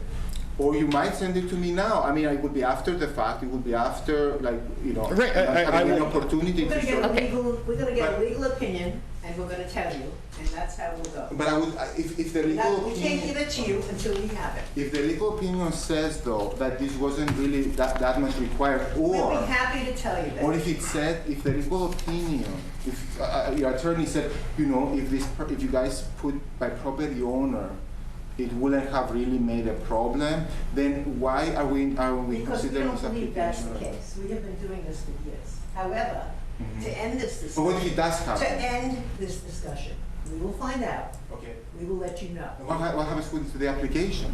Nothing until we find out. And what happens after you find out one way or the other? If you do not give us what we need, we do not proceed. And what if what if, for If example, we're wrong, we'll be happy to tell you what there's if you, another way. what if you go say, what if you were wrong? What happens? Well, then we'll invite you in and we'll do it another way. Not likely to happen. Okay. However, this discussion needs to end. Yeah, okay, so the short answer is, this process was put in place when these regulations were started. We've been following the process. I think we have been following this process with the understanding that this is legally what we have to do. 22 If- years. No, closer to 30. It doesn't matter if it's But anyway, years. when And I we- totally respect what your process is, but I think what I made a simple request. One, please correct the factual information about the length. Second, basically, I would like my name not to show up like that and just have a property owner. Okay, I so- can't hear the response, but the third thing also is it's really required. That's the third. Always the third. So I think we're at That the, was weeks ago. so I think we're at the point of your second point. We need to find out whether it is legal to start the process without the name of the property owner. And I think I was not put on the schedule. Can I know how did that happen? Was it the case? My interpretation of your last email was that you did not want to proceed in terms of if your name had to be included on the legal notice. That was my interpretation. If it was incorrect, I'm sorry. But, there's the legal notice, I haven't also heard from you since that date as well. So, it wasn't, where are we with this? What's going on? So I will accept responsibility, for not following up, with with, your last email. But it was my interpretation of that you did not want to proceed. And it was my understanding that, the property owner, so, I was just very uncomfortable having that We the ad understand. showing with that. We get that. Okay, so, Yeah, okay. yeah, no harm. I mean, we're just trying to. I think it's just. Yeah, I mean, it's just kind of. I don't want to be in this position. I'd rather had a contractor come here and present it. Somebody who might, be doing it again, and they know the process. But it's just very kind of confusing because I just don't want my name to go on the legal ad. I wanted to say by property owner. Okay, so we will go back and confirm what the legal requirements are to be in that ad so that the process can go forward. And once we get that answer, then we'll go look at, then we will proceed to the next step of how we get this moving forward. But then I have to send a mail to everybody again. Like I can look at what it would cost, I'll have that information for the commission's consideration with, an opinion, with, any legal opinion. Okay. The best we can. Yeah, I think it would be good to know, but if basically you can say by property owner, and I specifically said for privacy reasons, and I don't think I need to say more. And the notice of intent or the RDA, both of those are public records, and those will have the name on them, just like the geographical information system and the assessor's database has all the property owners' names on them. So even if it says you don't need to have it even if we get from town council or from whatever review of the regulations that you don't need to put your name in it, your name is all over the place anyway. It's going to be on the notice of intent or the RDA, whichever you submit, and it's in the GIS system already. Okay, so let's find out what the regulations are first. The public's interest, I don't think are harmed a single bit if you say by property owner for a fence that would just be at your house. I'm not going to a neighbor's house and doing that. I'm just doing it at my house. If somebody has a legitimate interest of knowing the details of the application, the property owner is not as important as, let's say, other parts of the application. But if they have a legitimate interest of knowing who the property owner is, if they have a legitimate interest of knowing their full application, I think they can come to the town and get that information. Well, and I think, and this is where I think we need to know what the regulation, because the regulations may involve that somebody is not allowed to propose a project on your property if they are not the owner of your property. That's why I asked if you were the property owner. It's the other way around. I am. Right, but if John Smith, if John Smith said, I want to do a project at this site, don't put my name on it, we don't want that going through the process because he has no right to propose a project on your property. What do you mean, a contractor can propose?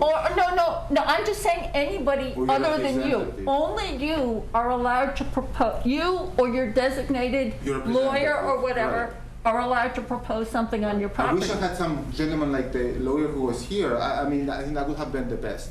I don't know the fee that they charge, but I think that's the best way of doing it so that I think that's those people are taking care of. You might be past that by now. I don't even need to. Again, I don't think that. So we'll get what the regulations say are required for the public notice. And then we will, once we have that information. And also if it's actually even needed for something that isn't a state level law. We will get back to you. It's not a state level law, I believe. But it's a public hearing, and so public hearings fall on, even though it's a local regulation, public hearings fall under state laws. So there are state laws that govern what and how we need to run I would them. like to have every single narrative so I can follow this process. I don't understand first in my view, I just don't understand the fact that you have to have a notice in a newspaper that goes into the internet. So we will start with what the regulations behind this are, and then we will take it from there. I would like to see them. I would like to follow every single bit. I would like to know. Yes. I mean, again, yes. I will add this as a discussion item, until it gets resolved. Is that? What do you mean discussion? I'm not coming to this meeting. I took this meeting Matt can talk to you in the office. Well, I would like to have everything sent to me by email. So I can Yes. Okay. So we will take this one step at a time. We will get the regulations that require. Yeah, I just hope maybe if it's a mistake and I'm not put on here, that's too big. For the commission. Intentionally, I was left out because that's just more. I think offensive to somebody's time because it took very long time to the 46 abusers. It took very long time. But I mean, no harm to anyone. I just wanted, ideally, this would have been done today, and I don't know if, you know. So we will get the We'll get back to you. legal, we will get the regulations, et cetera, that are behind the requirements in this process, so that, Yeah, and also whether I don't understand why you cannot say by property owner. so we'll get the regulations, and if, you know, and then we'll get the regulations and see how specific they are. Okay? Yeah, I would like to see that. Okay, and, yes, because I think we need that. And then, once we have that, then we can look to what's the next question to move this forward. Hopefully. Yes, Hopefully. I mean, circumstances change too, but yeah, hopefully, yeah. We okay. need to move on, so thank Yeah. you for that. input. Yeah, I need to go too. I mean, you guys left me at the very end. Meeting was 7:10. Thank you, we'll get in touch with you. Yeah, do you know about how long it will take? We don't know, but soon. Soon, Yes. okay. Okay, thank you very much. Okay. So moving on to the discussion item for the Stony Brook. Does he realize he's on public TV? Just, we can stick to the agenda, Yes. please. Okay. So, the Stony Brook Trail Memorial Bench. I think you've got some good news here. Yes, we are requesting, this was Carolyn. Nancy. We are requesting a purchase order for a vendor, and hopefully we'll have the purchase order and a signed contract with, you know, upon receipt of a purchase order, can't, you know, sign a contract without having the money appropriated. I'm anticipating approximately 2 months from the timeline proposed by the contractor is approximately 2 months to get the bench, engrave the bench. Different. Yes, yeah, get the bench, engrave the bench, install the bench. And they plan to dolly the bench top down the trail. Thankfully, it's all downhill. And they're gonna trolley back the broken. Yes, and they were gonna How is this return being paid for? through monies. I think building maintenance of our operating budget, because, you know, it is a permanent structure on a town commission property. So, So this is with Lemonster Monument, and what was the estimate? The number? The dollar amount, how much to, Approximately $2,000. I don't have the I thought it was 2,100? 2,100, 2,000, Okay. somewhere at that ballpark. Yeah. So we need a purchase order, don't need to get, The bench don't- is- That's interesting. The bench at cemetery that they just put up, it's 400 and something. It's in grand. I think you're way off on the price of that. What?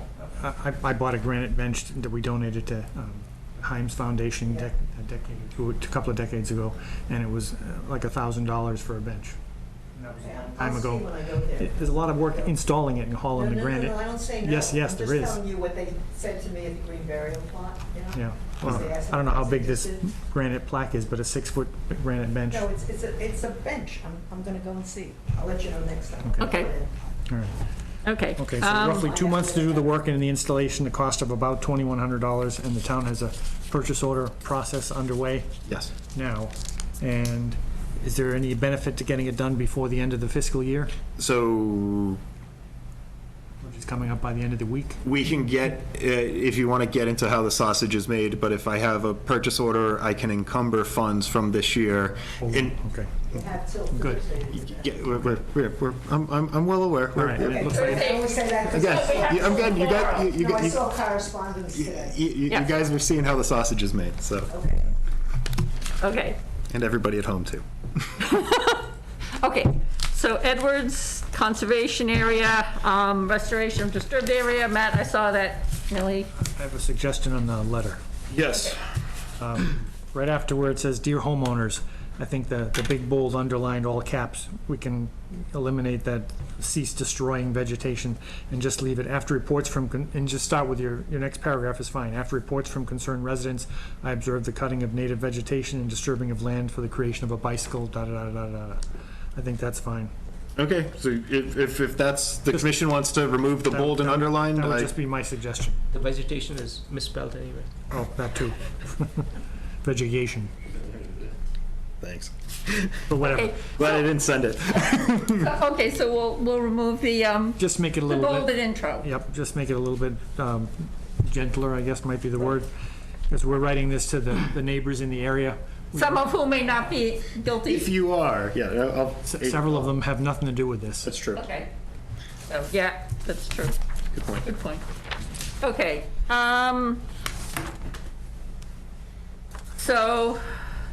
Okay, so this is the letter going out. Noel, are you still with us? Yes, I am. Okay, have you done any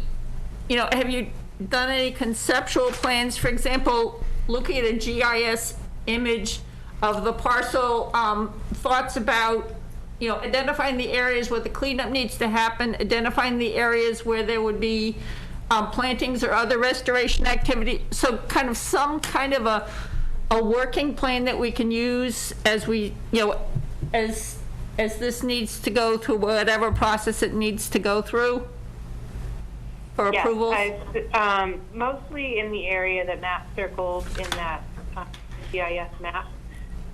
That's like the biggest area of restoration that I feel like needs to happen. And I've identified a whole bunch of species and dumping and all that stuff that needs to be removed. And based on the vegetation around it, I feel like a really good understory of native species would be there's a lot of shade in the area, so I feel like an understory vegetation would be best.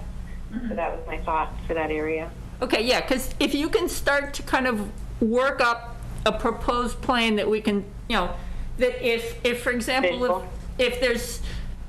if we have to do any kind of a filing or a review or whatever, having a proposed plan, I think, really helps us in terms of starting the process for approving the work.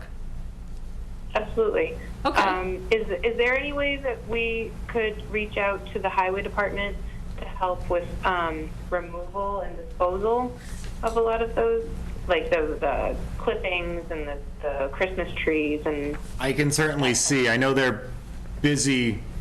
I can certainly ask and see where we could fit into their schedule. I know that'd be great. They're busy fixing the entryway of East Boston Camp, or patching the holes going into the Stony Brook Conservation Area. Okay. Okay, and also I have local people with trucks and trailers that would be willing to help with the process, as long as we could maybe dump the stuff at the DPW space over on North Street, if that would be possible. Yeah, kind of having similar to Margaret's point, putting kind of in the, itemizing a, list of requests of, here's the thing, here's kind of the scope of what, restoration would entail.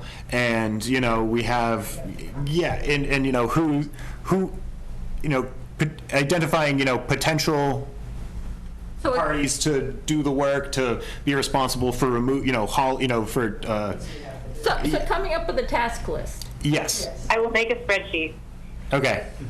Yes, and share that, and then we can, include that in the commission's meeting packets, as a for discussion. Great, and thank you for sending that out to the neighbors, Matt. That was great.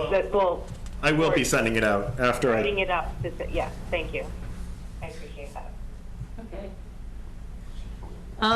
So moving on to the minutes for June 14th. You had one correction, but you sent yes, you sent it to me, but I want to. Look good to me too. Sorry? If you didn't grab it, I have something. It was on page 5, the bottom, the first paragraph, the last line, which coincide, and I put the word with wetland resource areas. It's just a missing word. I move we approve the minutes as amended. And Yeah. I have one. Oh, More? So, Okay. page 6, first bullet, Stony Brook Conservation Area. It says the resident whom donated the bench. Where does it say this? The first bullet, the third line down. The resident whom donated the bench. I missed It that. should be who donated the bench? yes. missed that one.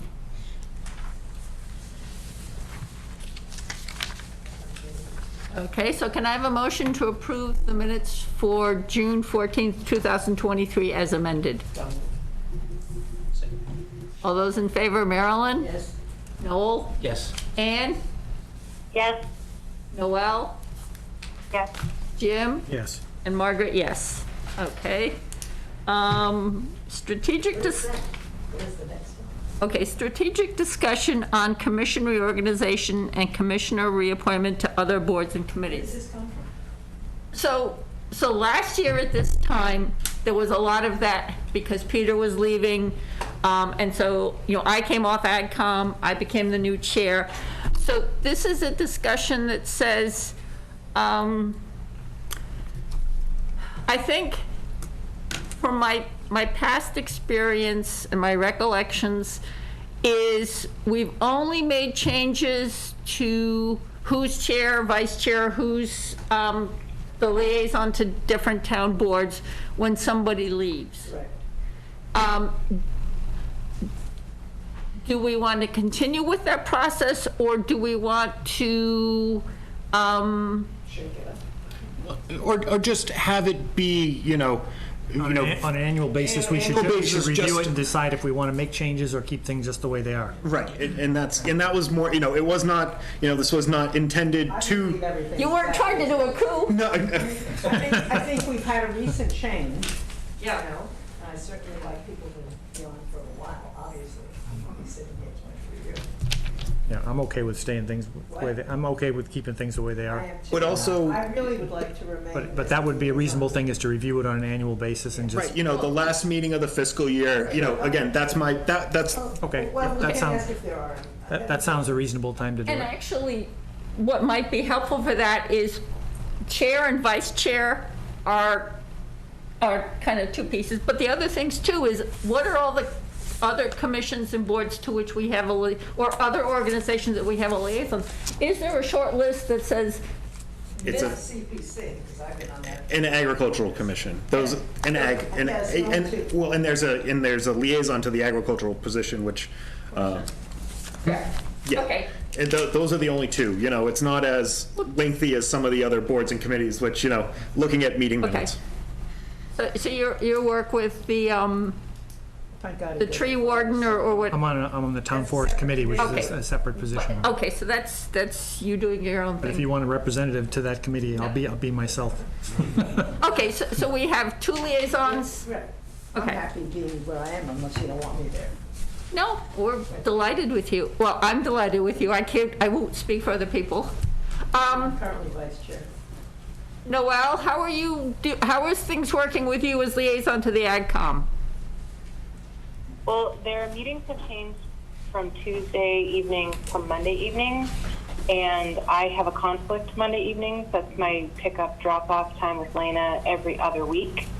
So I've been not available for the majority of those meetings, and I've been emailing them and, saying if you have anything that you would like me to pass on to the AgCom, please email me, and I will pass it along to them, which seems like we should just cut out the middleman, and maybe if they have anything directly that they need to discuss with the CONSCOM, they can email Matt directly, or maybe we might want to get another liaison that can tentatively be there for each meeting. Did you think the need was there for you, when you went to those meetings? I don't think the need was there for me to be there. So maybe we make a contact person if they have issues. How would that be? I feel like that would be appropriate for what is going on with the Agricultural Commission right now, is that if they do have anything, they can email Margaret and Matt, and we can go from there. Okay. Again, I think that role started with Bob Boonstrow, and he was on both, and Well, he was the vice chair of the AgCom. right. So I don't know how I wasn't able to find how a conservation commission. I could look on the bids. Yeah, we can talk on Friday. And see whether or not there was such a seat. You know what I mean? I don't know that But- necessarily was.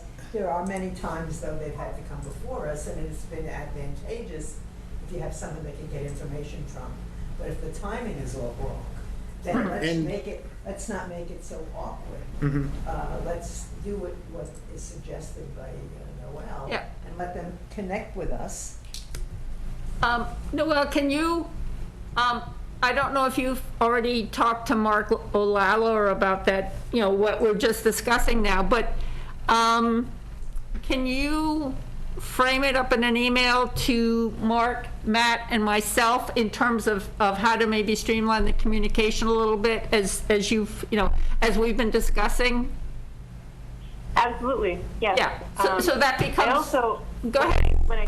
When I got my letter in the mail that I was reappointed to the Conservation Commission, I got another letter in the mail saying that I was appointed to the Agricultural Commission, which I never actually That signed is up. a boo-boo. Okay. Because what it is they saw that, and it's a boo-boo. Okay. Don't worry about it. I can take you off. Thank you. Okay, but yeah, if you but would. I will write up that email, and it was you, Mark, and Matt. Yes, and just, so that could be the trigger for making the change that we've discussed. And especially since this is the end of June, and, what's the, change in the often. Yeah, but, the liaison is something that can change at any I'm time. gonna see him in 2 weeks anyway. Okay, Somebody needs me to say something. okay. He has 2 changes. Yeah. Oh, okay. Perfect. I thought you were gonna talk to him about minutes.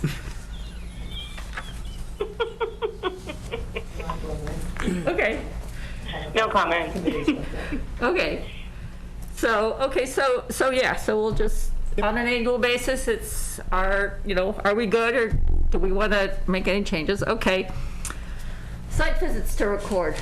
None to record. We went down to see the granite bench, but that was. Oh, yeah, Jim did, we did meet with the contractor to, but that wasn't, full board commission, and, Madam Chair, if, scheduling site visits, I'll be in touch regarding, getting out to 81. If it's anything on the level, I can do it. If it's crazy, it's, pushing it. You can take a drive out Nutting and take a look to your right before the stone arch. The last, What? years ago, I used to take your arm. Oh, and we went on some visits, yes. I said, so if it's not reasonable for you to do. Yeah, well, just look Not at, because I don't care, please understand that. yeah, just look at the grade lines on this plan. Look at the grade lines on the plan that Maureen gave us. No, the big packet the big fold-out plan that she gave you, Oh, yeah. and just look at the grade lines. I wasn't planning on doing that site visit.